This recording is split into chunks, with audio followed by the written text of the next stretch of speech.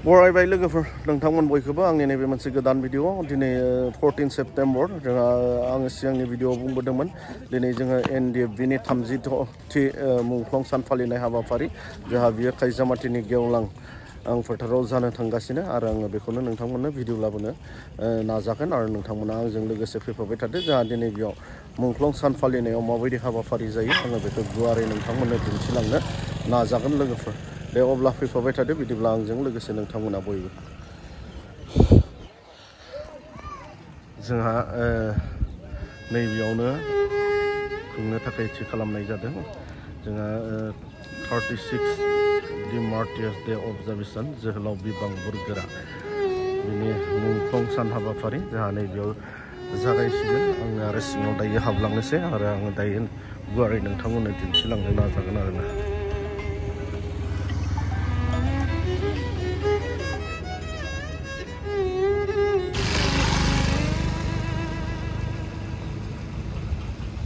আজি প্ৰথমখন কাৰ্যসূচী আৰম্ভ হ'বলৈ কাৰণে আমাৰ হাতত খুব সময় কম আছে এতিয়া গতিকে ইয়ালৈ উপস্থিত হ'ব পৰা আমাৰ শ্ৰদ্ধেয় ৰাইজ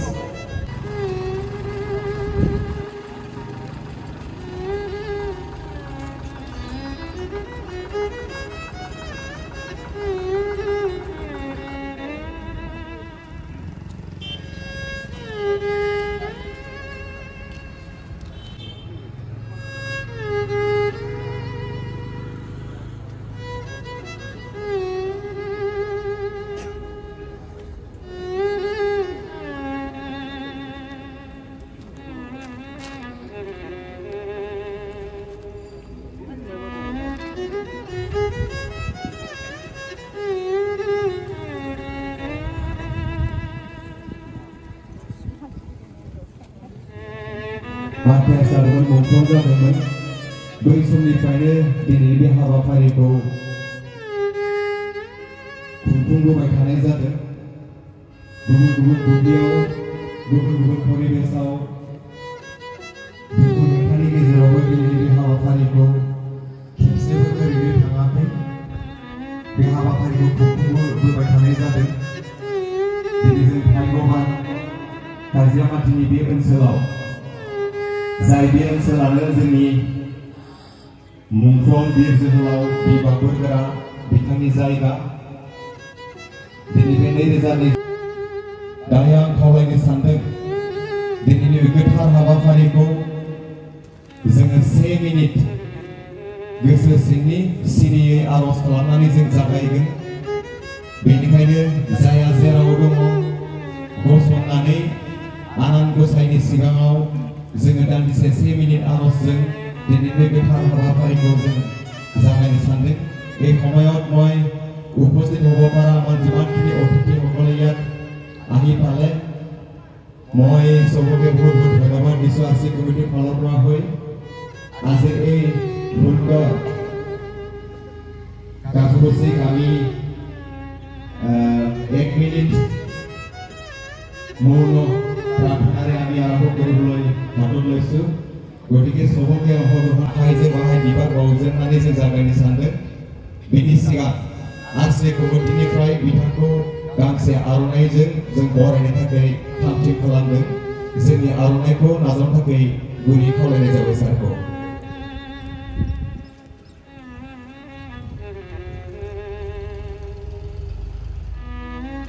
गासिबो आखाइ खबना होगोन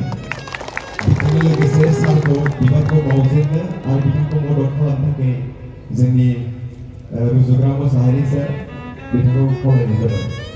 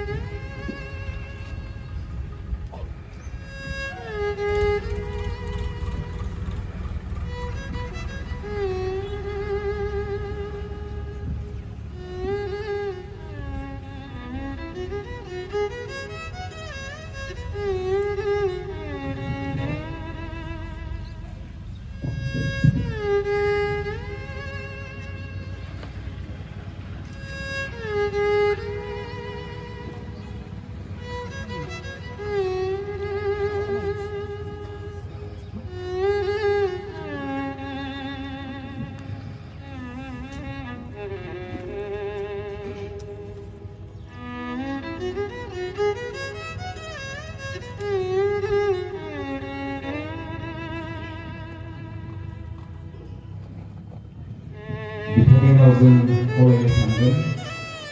गोदोनिफ्रायनो आफादनि आन्दोलन खालामनायाव हारिनि गुबुन गुबुन प्लेटफर्माव थानानै आन्दोलन खालामनायाव मैखोम बिहोमा होबोनाय गेजेराव नुजाथिनाय आलासि बिथां श्री ब्रह्मन बाग्लारि सारखौबो बिबार बावनायाव बाहागो लानो थाखाय गुरै खावलायबाय।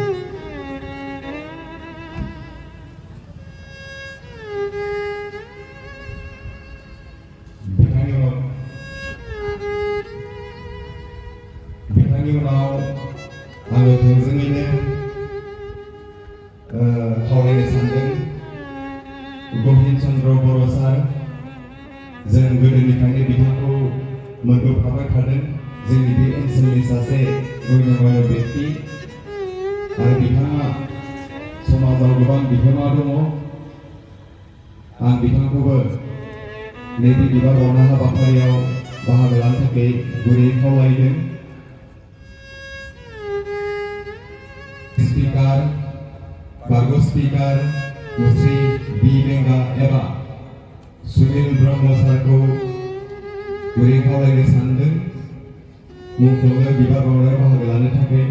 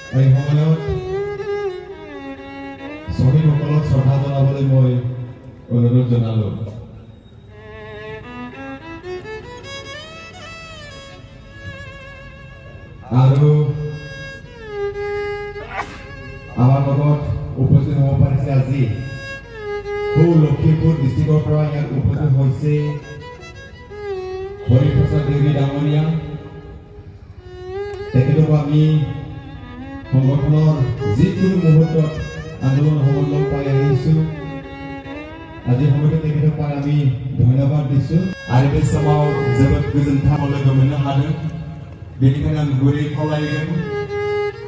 सार बिथांखौबो दैदेनलांनो थाखाय आरो मुंख्लंनो बिबार बावनो थाखाय।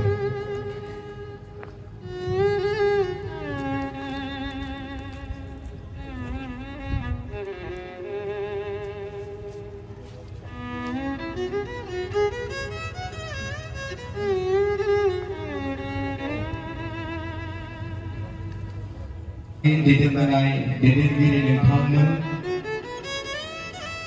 साफ्रोम मावथि फारिया नोंथांमोन बारग' आफादनि सोद्रोमा नोंथांमोन साफ्रोमखौबो गुरै खावलायदों बिबार बावनायाव बाहागो लानो थाखाय बिसेसके क'क्राझार डिस्ट्रिक्टनिफ्राय बाहागो लाफैनो हानाय चिरां डिस्ट्रिक्टनिफ्राय बाहागो लानो फैनो हानाय सनितपुर आरो बिश्वनाथ बाक्सा डिस्ट्रिक्टनिफ्राय बाहागो लाफैनो हानाय बारग' आफादनि सोद्रोमा नोंथांमोन दिनैनि बे हाबाफारियाव गासैबो जाहाथे बिबार बावनानै मान बावो मानाव गेदेर जोंनि बि बख' बिथांखौबो हाजिर दङ गुरै खावलायनो सानदों मुंख्लंनो बिबार बावनो थाखाय आरो मुंख'नायाव थालांनाय गासै नोंथांमोनखौ दुनायै आं गोसो गोरबो सिंनिफ्राय खावलायबावदों नोंथांमोना साफ्रोमबो जाहाथे मुंख्लंनो बिबार बावो खावलायनाय थाबाय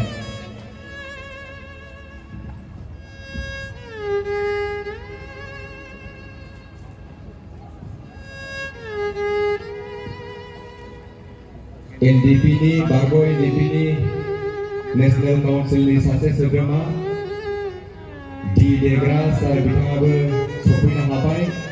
बिथांखौबो बिबार बावनो थाखाय गुरै खावलायनाय जाबाय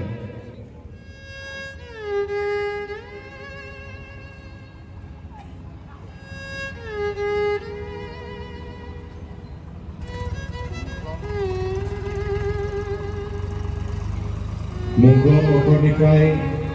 आरो गामिनिफ्राय बाय बाहागि जेसेबां बहाय बाहागो लाफैनो हाबाय नोंथांमोनखौ जोबोद जोबोद साबायखर होदों लोगोसे मुंख्लंनि गोथार मुङाव बिबार बावनो साफ्रोमखौबो खावलायबावनाय जादों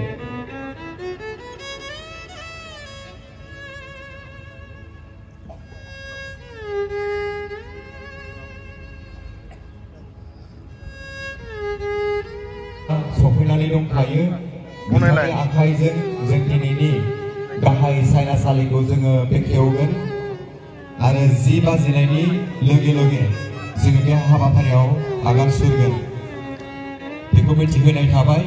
आरो बे हाबाफारियावबो साफ्रोमखौबो बाहागो लानो थाखाय जोङो गुरै खावलायखानाय जाबाय आङो फोसावनो सानबाय बिबार बावनाय हाबाफारिया बेयाव जाबाय थादों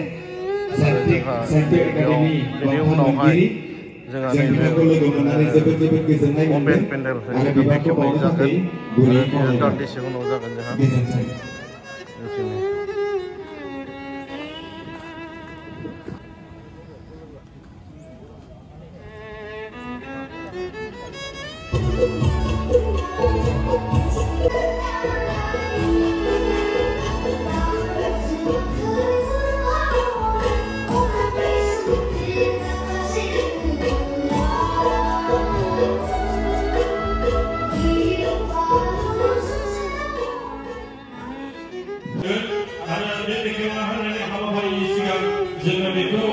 जोंनि बानजाय आफादनिफ्राय गांसे जोंनि जातिनि जि आर'नाइ जों बेजों दिनैनिनो मुंख्लं साननि जि हाबाफारि बेयाव जोङो बरायनानै लाबाय आरो खावलायनो सानदों आङो दिनैनि बे जि मेल बेखेवनाय बेखौ बेखेवनो थाखाय आं बिथांखौ खावलायनो सानदों आरो बिनि सिगाङावनो दिनैनि 36थि जि मुंख्लं सान बेखौ लोब्बा लाखिनानै बे गेटखौ बेखेवनायजों लोगोसे जाहाथे मुंख्लंफोरखौ संग्रिनानै आरो दिनैनि सानजों लोब्बा लाखिनानै जाहाथे बिथाङा जोंनि गेजेराव बिबुंथि लाखिनो थाखाय आं बिथांखौ खावलायबाय गोजोन्थों फुं गोजोन साफ्रोमबोनिसिम आंनि अननाय खुलुमनाय आरो सिबिनायखौ बावहरबाय थांनाय 32 बोसोर बड'लेण्ड मुभमेन्टनि सोमावसारनायाव जोंनि जोहोलावजोफोर जाय बिथांमोना हारि आरो हारिनि खामानिनि थाखाय मुंख्लं जालांबाय बिथांमोननि खाथियाव जोङो सुख'हायै दाहार जानानै थाबाय बिथांमोनखौ जोङो मान बावनायनि अनगा बिथांमोननि मावनायनि सोलाय जोंहा होनो जेबो गैया बेनिखायनो अबंलावरिनि सिङाव आर'ज गाबो जे बिथांमोननि जिउमाया अराय गोजोन सान्थि थाथों आरो सोरगोनिफ्राय जोंखौ आशीर्बाद हरबाय थाथों जेन बर' हारिया अरायबो गेरेमसा हारि दानायाव खौसे जानानै जानजि खाफ्रानानै बिथांमोन बायदि जोंबो बावसोमनो हानाय बायदि दिनैनि बे 32थि मुंख्लं साना जोंनि साफ्रोमबो बर' फिसाफोरखौ गोरबोआव 'कास खालामलांनो हानाय मोनसे हाबाफारि गेदेरफोरखौ गेदेमाफोरखौ मान बावनाया जोंनि बर' हारिनि मोनसे आसार खान्थि जाय गेदेमाफोरा हारिनि थाखाय जिउ बावलांबाय बे गेदेमाफोरखौ जोङो जेब्लायबो मान बावबाय थागोन आरो बिथांमोननि जिउमाजों लोब्बा लाखिनानै जोंनि हारिनि इयुनखौ जेब्लायबो जोङो संदानलांगोन। गोबांथार बुंनांगौ दङ जोंहा गेवलां मिटिं दङ बे गेवलां मिटिंनि गेजेरजों सावरायलायगोन। दिनैनि बे नब्लां थामहिनबा दिनैनि बे अपेन सेसननि जा नब्लां बे नब्लांनि बेखेवनाय हाबाफारिखौ आंनो दायित्व होनायनि थाखाय